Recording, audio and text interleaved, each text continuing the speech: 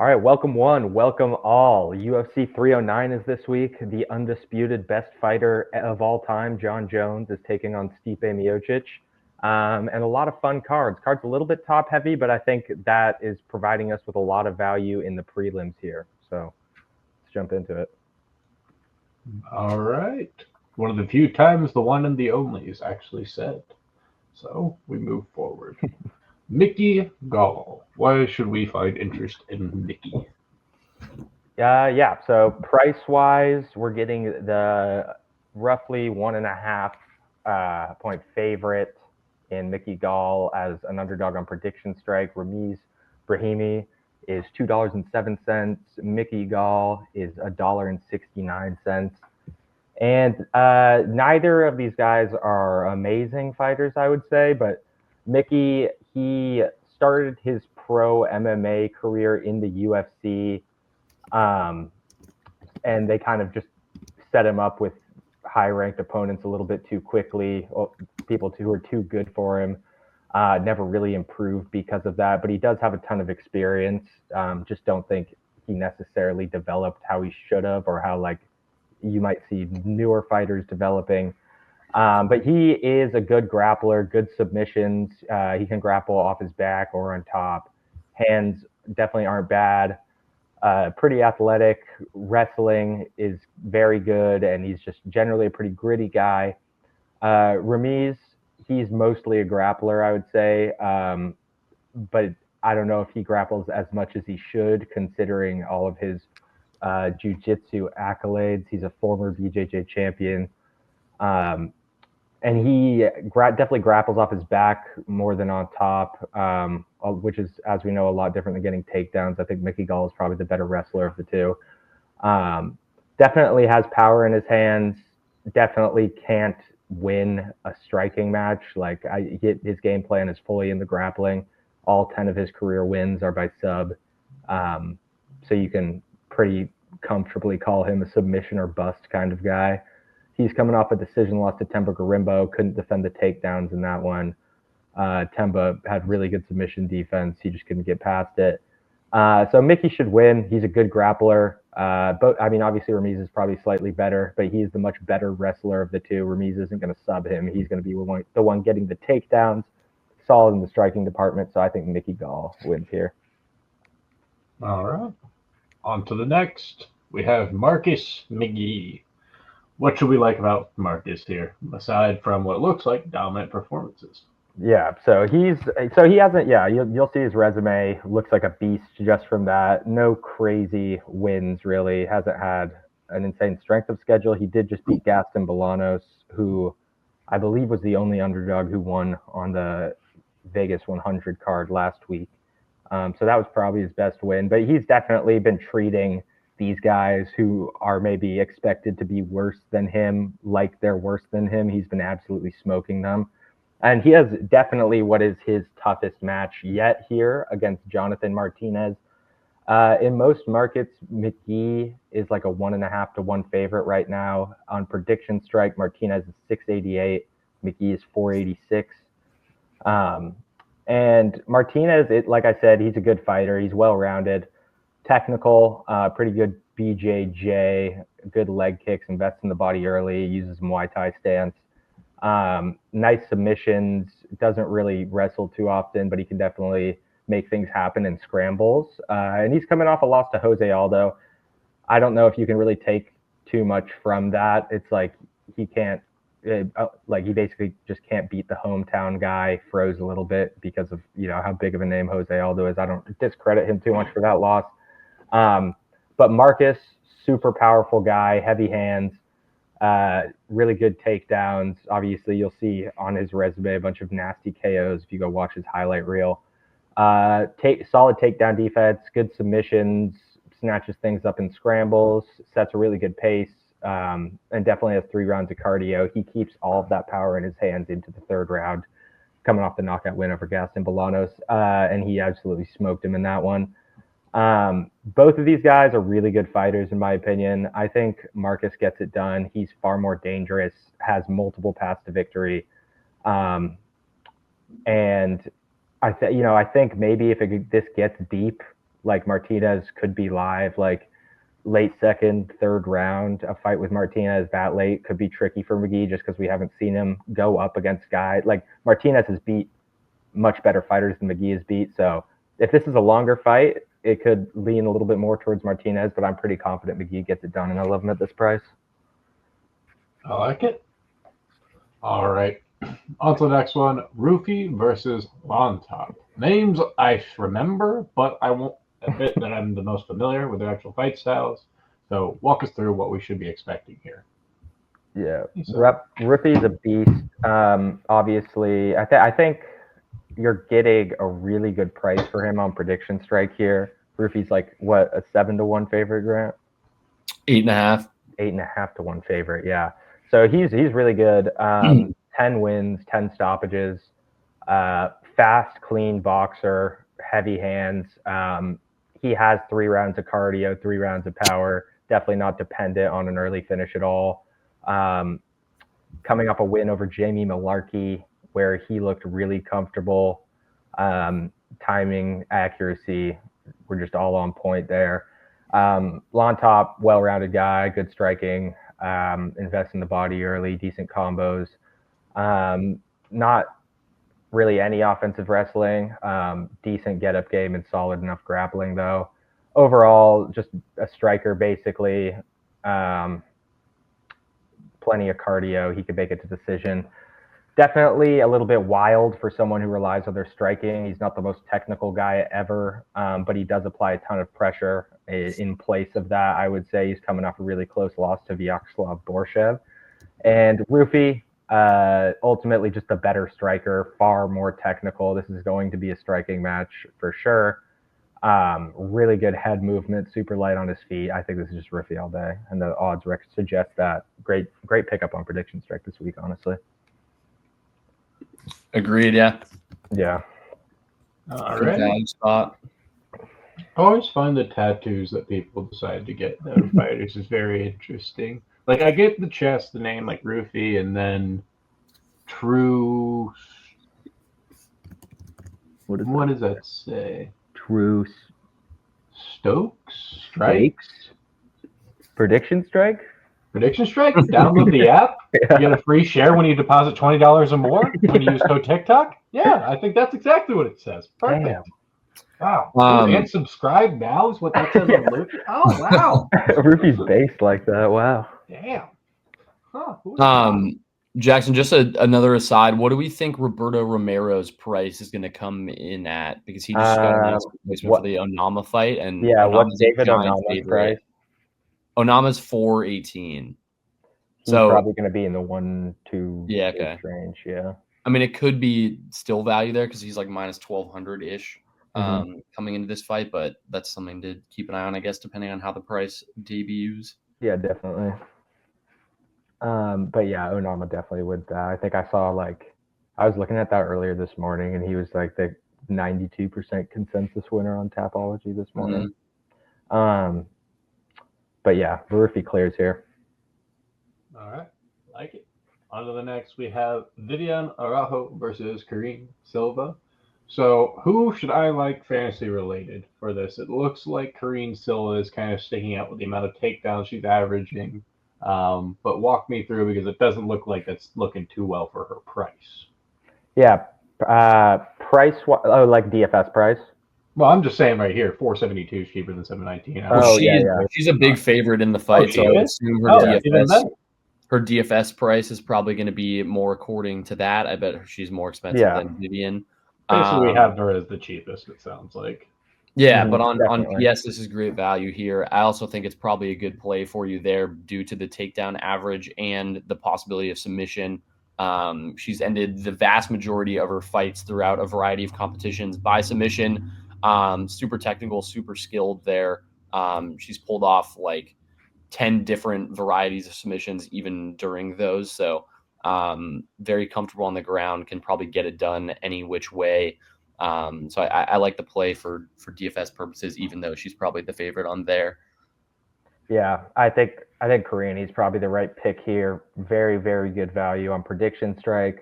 Like Grant said, if you're looking for a market like PredictionStrike where a finish will make you more money, Carini has 17 stoppages in her 18 wins.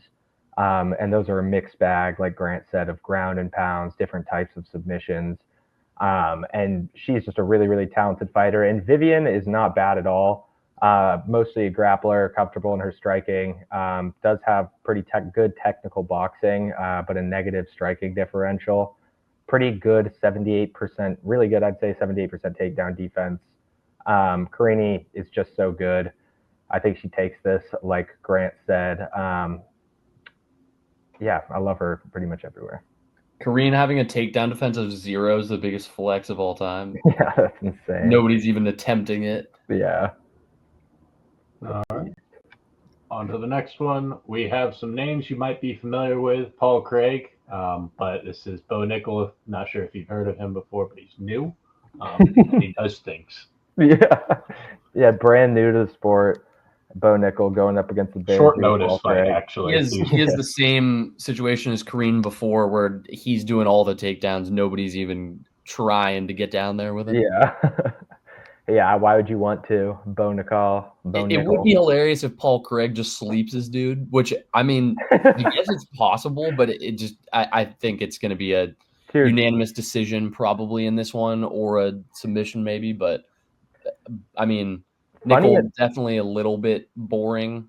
I think a lot of round sub is in the cards here. Dude, do you know what's weird is the method of victory odds? It's -120 for Nickel to win by knockout, which I'm like, and then plus 210 by sub. I'm like, hammer the sub. No, that's inversed. If anything, like I don't know what people are thinking. Like, do they think he's just gonna like test out his hands against Paul Craig? Well, didn't he get a knockout in his last fight? I think he won by sub last fight. Yeah. He won by sub, and then the one before that was by knockout. Okay, that's what it was. Yeah, in his fights, he's had 2 knockouts and 4 submissions. Yeah, no, those odds sound wrong. That feels weird. I do. So maybe, dude, I don't even know why, because Paul Craig doesn't even try to strike. Like, he's not dangerous on the feet at all. He's mostly a grappler. So maybe that's why they think like that Bo might just try to strike for a bit. He might try to strike. Yeah. But still, it's like, I feel like if it's going to be on the ground for a lot, it just feels wrong still. Like what you're saying, if they're on the ground, it's going to turn into a submission at some point. You would think. I agree. Yeah. I agree. And it's obviously, so the odds, if you haven't seen the odds for this fight, super far gone. Well, what about the gloves? Like, do you think that could be playing into it? Because that was like another thing that like people were pointing out is like the newer gloves did like take away knockout power. But like what we're saying, he's not a knockout guy, but that could be. I mean, it definitely could play into the odds for sure. Maybe eye pokes more. Yeah, John Jones eye poke here. Yeah. Yeah, the odds are super far gone. Honestly, maybe I would invest in Bo on PredictionStrike. Maybe not though. Craig is definitely super tough. Has had several come from behind victories. But yeah, I just don't think he has any chance of beating Bo here though. Agreed. All right, on to the next one. We have Charles Dubronx versus Michael Chandler. Great. I have a feeling where we're probably going to be leaning, but walk me through this fight. How should we be going about it? Seems to be having a little bit of more value on Michael Chandler here, but kind of hard when you go against Charles. Yeah, the consensus odds on this situation are pretty similar to what we're seeing here, so not like any more value on Chandler here as you would find anywhere else, really. I think it's hovering around like 2-to-1-ish. I love Charles Oliveira. He's probably my favorite fighter to watch. You're never really out of it when you're backing Charles. He could be down on the ground. You don't really know if he's faking it or not, if he's just trying to get on his back to lure someone in there, but always dangerous. Can even strike a little bit, but obviously his main goal is to kind of lure you into a trap on the ground. And once you get there, I mean, he's as dangerous as anyone we've ever seen in the UFC. He's capable of kind of getting a submission and fighting for a submission from any particular position on the ground, and he's just a dog. The chin is not worrisome at all. We've seen Michael Chandler win some fights by knockout, but against the Tony Fergusons of the world, this is definitely a different caliber.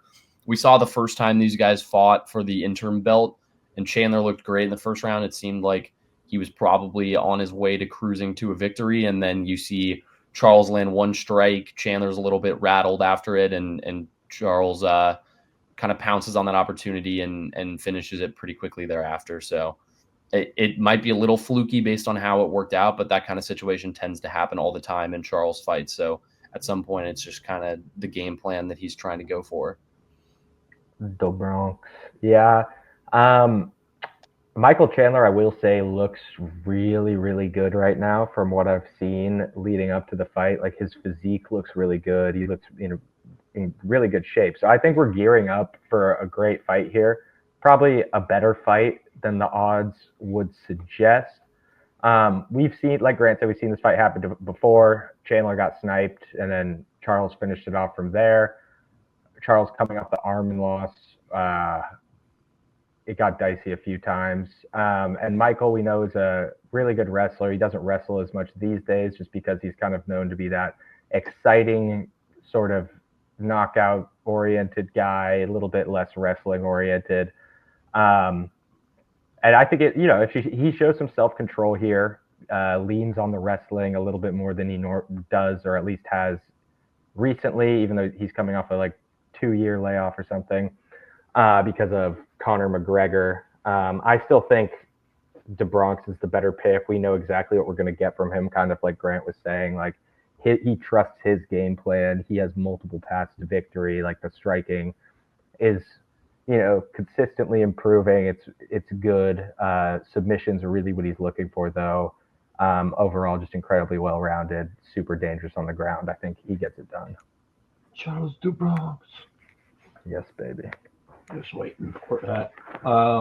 But yeah, that's all that needs to be said there. And then, walk me through John Bones Jones versus Stipe Miocic, and then I guess we'll leave a panel open for Grant to talk about Tom Aspinall and why he deserves to get a fight against John Jones.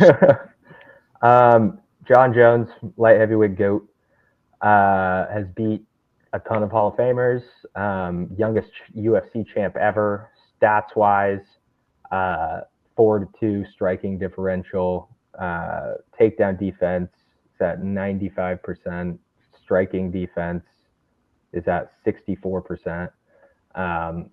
National wrestling champion, has out-wrestled, he out-wrestled Daniel Cormier, who is an Olympic wrestler. So insanely well-rounded, one of the best fighters of all time. Stipe, statistically speaking, probably the best heavyweight of all time. Most title defenses, really well-rounded as well. Very tough, really good boxer. You can see that he has a positive striking differential, also averages 1.86 takedowns a fight. And he's coming off a long layoff. He had 4 years to be exact. That being said, John Jones takes him down within the first few minutes, probably wins by ground and pound knockout. Yeah, probably. It would be really funny if after all this, Stipe somehow won this fight. It would really just throw a wrench into a lot of plans and things in the future. It would be so funny, dude, if Stipe beat John Jones. It would be great. But I feel like you're probably spot on with how this fight goes. John Jones is too talented. I think a lot of people were kind of doubting him in that Surreal Gone fight. I guess that was probably a year and a half, a couple years ago now. But the odds in that one were a lot more narrow, and John Jones kind of proved everyone wrong after a long layover. And you have another one of those here, and I think he probably passes this one with flying colors, but we shall see. It should be an interesting one for sure. I feel like you could see a double retirement after this fight as well. For sure. Makes sense. Yeah. I don't know. You don't think he'll go after Aspinall? There's no chance. No, I mean, I would respect it if he does, but I feel like it's kind of a tough task for a dude on the later end of his career to put his undefeated record on the line against a dude who's in his prime and his. You're not going to call him scared? Come on, what is this? Test. What? Not going to call him scared? What is this? I mean, a little bit, but I think he probably, if he fights again after this, I think they set up some sort of mega fight between him and Ngannou to kind of close it out. I expect that to happen more so than the Aspinall side, just because it would be kind of a cash grab for both of those fighters in a situation where you could put a ton of hype behind an MMA event. And the hype would be there for an Aspinall fight for sure, but just not to the level of the Ngannou one. I feel like there's been a lot of back and forth between those dudes, and that would be kind of like a must set up fight if there was ever a way to make it happen. So I think if he fights again after this, it'll be him finding a way to fight Ngannou, but we'll see. Right on. All right. Well, with that said, subscribe if you haven't already, invest accordingly, and of course, enjoy this card. It should be one to remember. And until next time, talk to you later. Have a great day. Peace. Peace.